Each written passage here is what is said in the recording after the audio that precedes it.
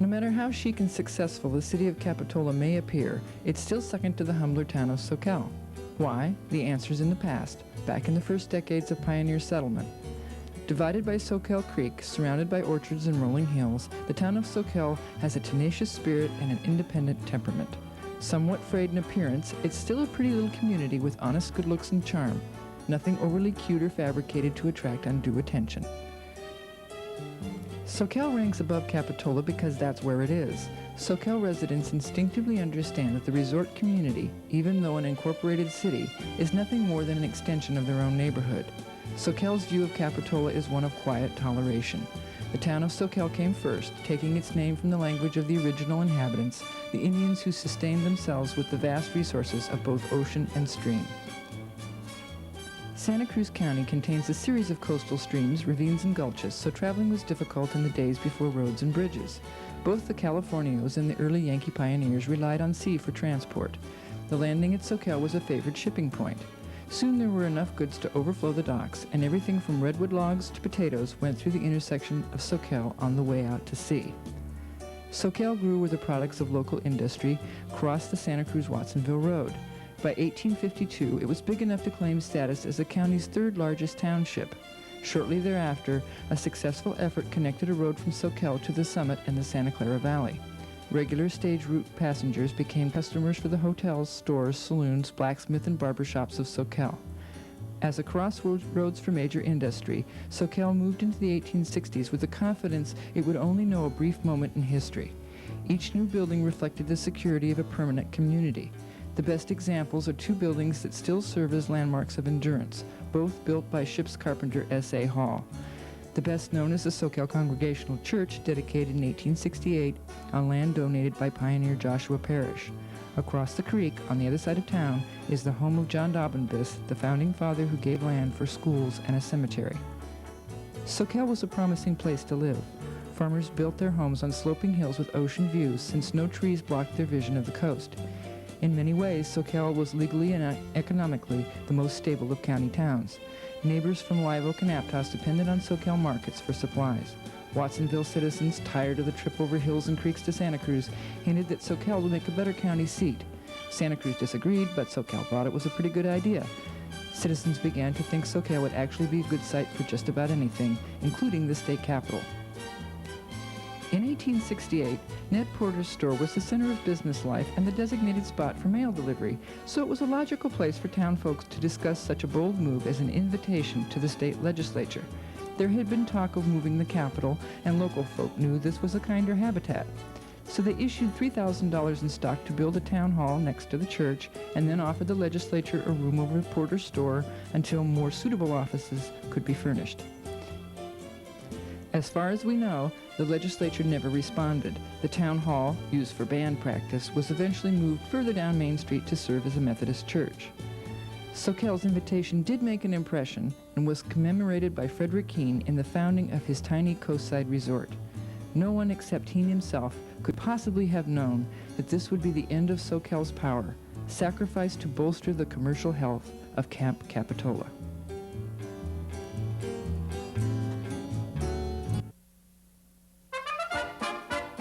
Many Santa Cruz residents live in quiet areas, never guessing their communities once had a meaningful role in local history.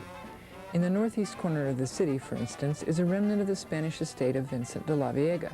The site, known in 1888 as La Viega Heights, once sported exotic trees and gardens as well as a small zoo. De la Viega Park was deeded to the city of Santa Cruz in 1893. 20 years later, a summer streetcar took visitors up for a view from the Rose Pergola.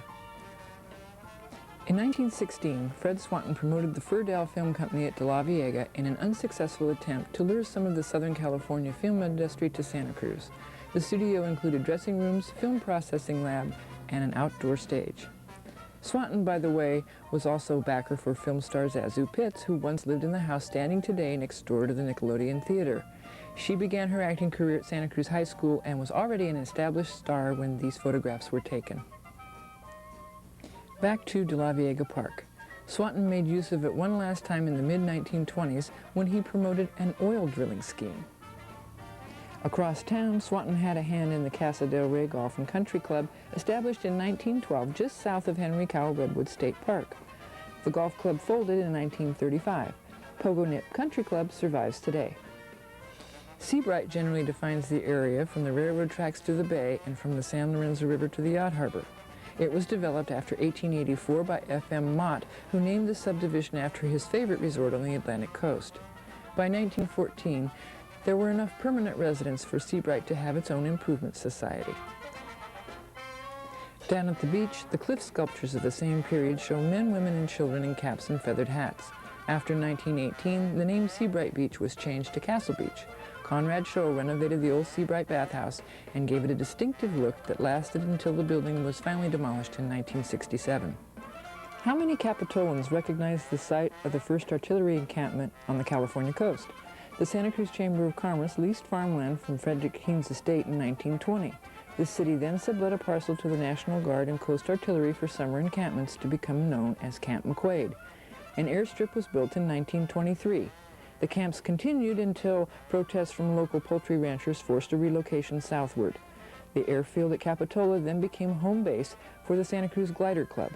In 1933-34, the Santa Cruz Airport was founded. Russell and Esther Rice took over management just before World War II and continued service until October 1954, when the airport was moved to Scotts Valley and became known as Sky Park. Camp McQuaid, meanwhile, settled midway between Manresa and Sunset Beach State Parks. During World War II, it served as an Army installation for training units of the Coast Artillery, Signal Corps, Cavalry Medics, and a Naval Radar Group. It was also a camp for prisoners of war. A decade after the war, the site was converted to serve as the Seventh-day Adventist school, Monterey Bay Academy. La Selva residents will recognize their community immediately, since it still reflects the rough design laid out for the early subdivision of Rob Roy. Founded in 1925 by David W. Batchelor, the first settlement had a bathhouse, a deer park, outdoor dance hall, and recreation area. The name changed to La Selva in 1935, although the residential area did not grow significantly until the 1950s. Very little of Santa Cruz life today centers around the community's point of origin, the Mission Santa Cruz. Established in 1791 on a level spot below the bluff, it was quickly moved uphill after a flood in the next season. Its best record for conversions was achieved 6 years later, but the Indian population dwindled so quickly that Santa Cruz soon had the worst reputation in the mission chain. It was among the first to be secularized in 1834, the lands given, for the most part, to California families settled at Branciforte.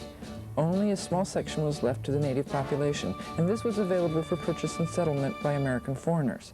By the time the mission was destroyed by earthquake in 1857, the town of Santa Cruz was well established in the track downhill from the old Mission Plaza. Only one structure, the Neary Hopcroft adobe, remains of the original mission compound. A former dormitory, it is now part of the Santa Cruz Mission State Historical Park. The building that looks like a mission is actually a replica, constructed across the street from the original in 1931. Gradually, the town spread in all directions. Willow Street became Pacific Avenue. A covered bridge crossed the San Lorenzo River. Above the town, the area around High Street became a large family estate centered in the 10,000-acre ranch of Henry Cowell. A 49er, Cowell bought an interest in the Davison Jordan Lime Company in 1865. The location of the Henry Cowell Lime and Cement Company is today the site of UCSC. Coastward, the Cowell Wharf once extended 1,000 feet out to sea. The first in Santa Cruz County, it was built in 1857 and lasted until 1907 when it was demolished in a storm. Only a few yards remain when this photo was taken 5 years later. West Cliff Drive has always been a favorite attraction for the Santa Cruz population. The lighthouse was first built in 1870, but was soon moved 300 feet northward. Enlarged in 1879, it was finally torn down in 1949. The present lighthouse is the Mark Abbott Memorial, dedicated in 1967. It would be natural to assume that Lighthouse Field has always looked pretty much as it does now. It's always been spacious, but not always the undeveloped prize of public ownership. The grove was once privately owned, elaborately landscaped, and known by the prestigious title of Phelan Park.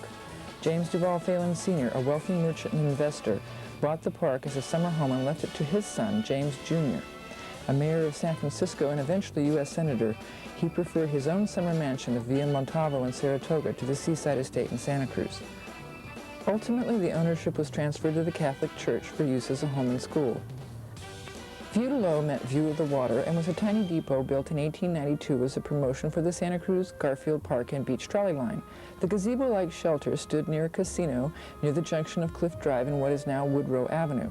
Across the bridge was the Free Cliff Museum, transformed by 1930 into Moore's Grocery. Woodrow was called Garfield Avenue, and at the end was one of the town's more interesting architectural designs. Although many called it a white elephant, the octagonal Garfield Park Christian Tabernacle was a conference campground set in the middle of a series of concentric circles, which gave the neighborhood its present shape and name. Originally, 3 arches graced the edge of the beach at Natural Bridges. One fell at the turn of the century, and another went down in the storm of 1980. Happenings over the years include the making of 2 movies in 1923, His Weekend and Hands Across the Sea.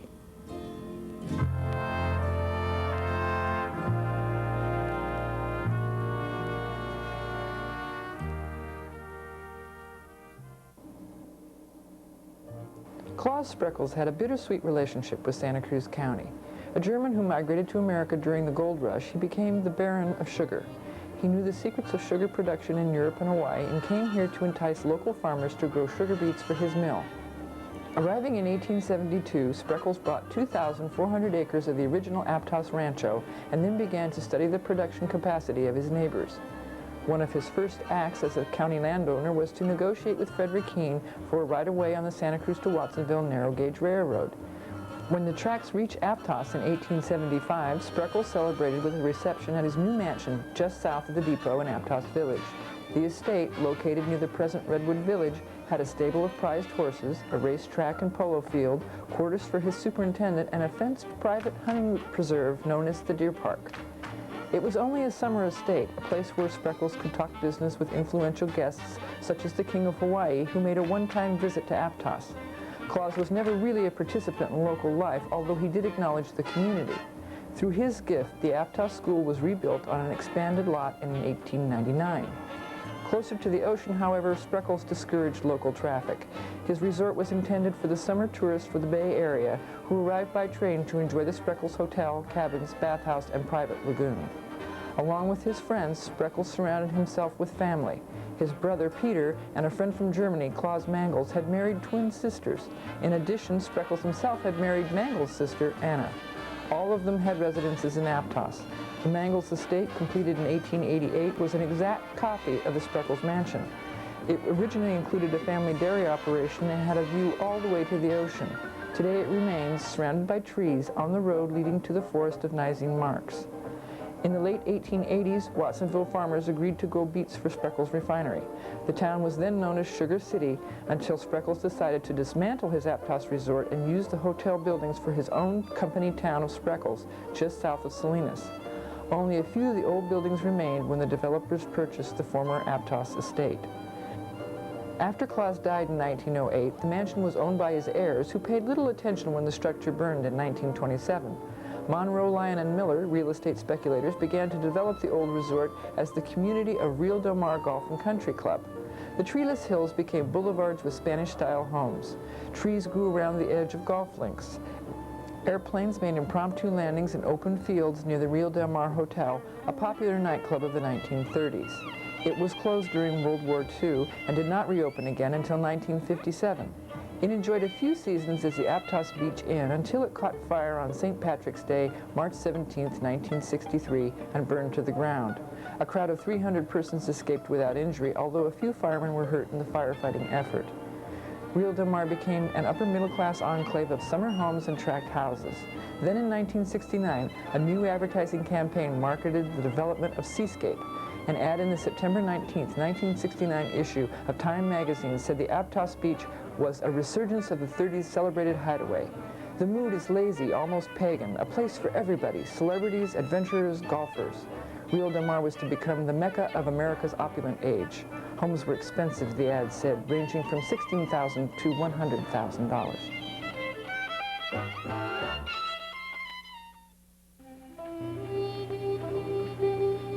In the summer of 1851, the first 2 feminists in California wore pants and carried hammers.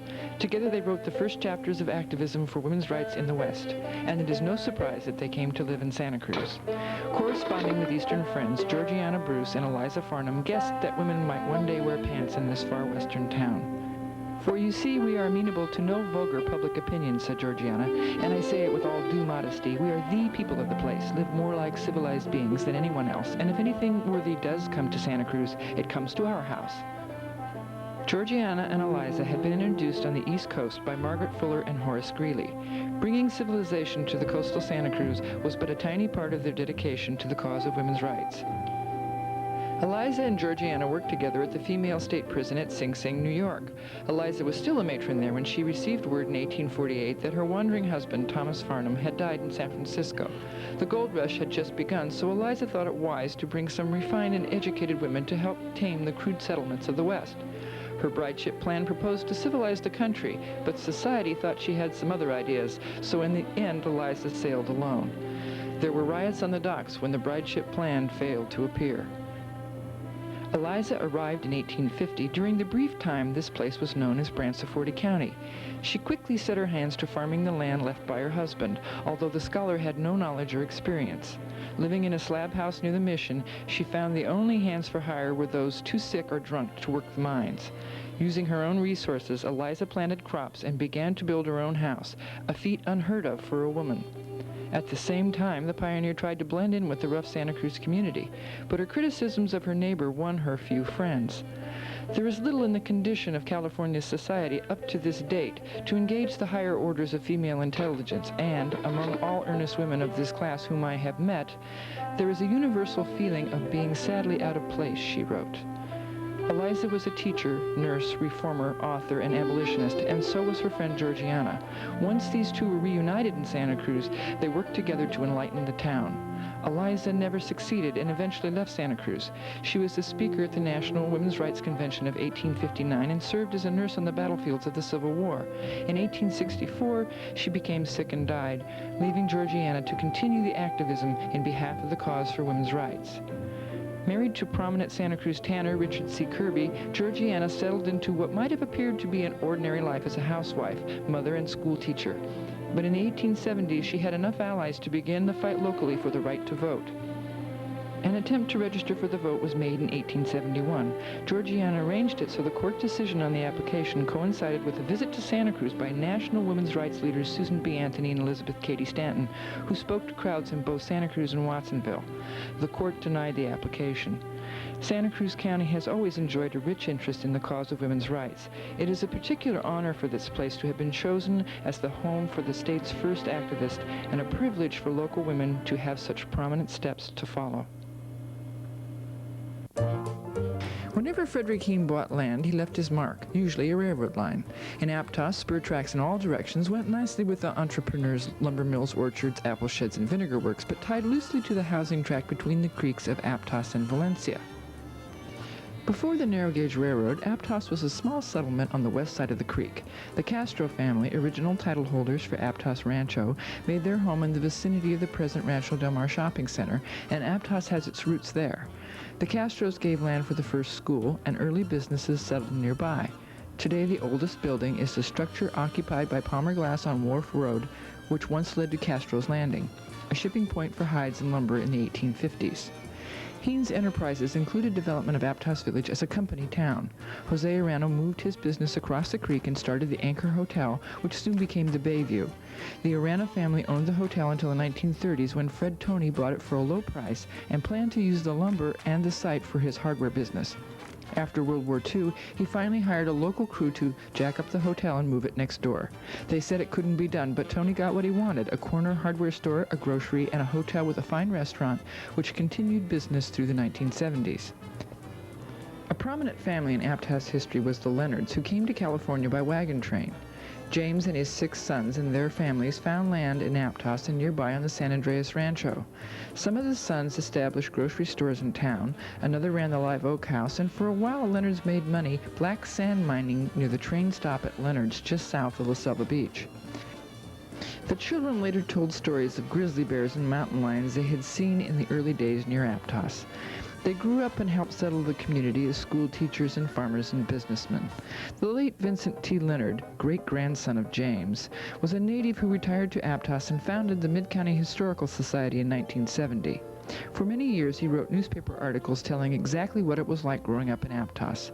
He remembered when Valencia Street was called Back Street and was the setting for a silent movie called One Way Trail in 1919.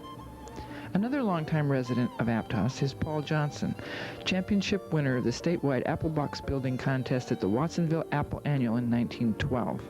Paul once ran the jitney train to Loma Prieta in the last days of the logging industry. He recalls how the new bridge in 1929 eliminated a major hazard to automobile traffic. He can also tell of his 23 years in the Postal Service as rural mail carrier for Aptos, and another 26 years providing AAA service from his automotive garage in the village. The central theme of Aptos village life for all pioneers is the railroad built by Frederick Keene. The narrow gauge was sold to the Southern Pacific Company in the 1880s, and it was the Southern Pacific that threatened to build a fence in the village in the 1960s. That was when Lucille Aldrich and the Aptos Tuesday Evening Ladies Society faced the railroad and laid across the tracks to make a point about who controlled their town. The group's action led to the founding of the shortest parade in the world, enjoyed by hundreds of people who give a little more each year to the rich history of a small town.